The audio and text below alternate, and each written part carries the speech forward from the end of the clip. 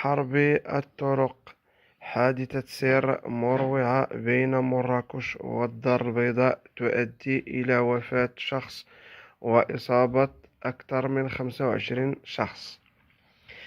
شهدت الطريق السير الرابطة بين مراكش والدار البيضاء وتحديدا على مستوى مدينة بن قرير حادثة سير مروعة ليلة أمس، فإن الحادثة وقعت جراء ارتطام سيارتين خفيفتين مع سيارة نقل مزدوج، يرجح أنها كانت متجهة إلى مدينة خريبكا، وخلفت الحادثة وفاة شخص، وذلك إلى جانب إصابة 25 شخص حالة 4 منهم خطيرة، وذلك إلى جانب أضرار مادية وصفت بالجسيمة.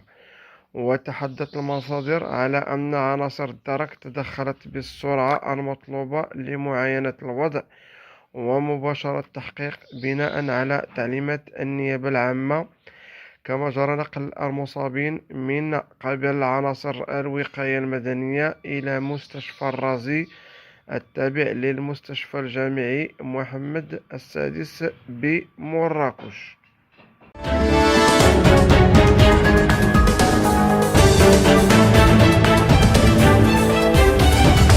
مملكة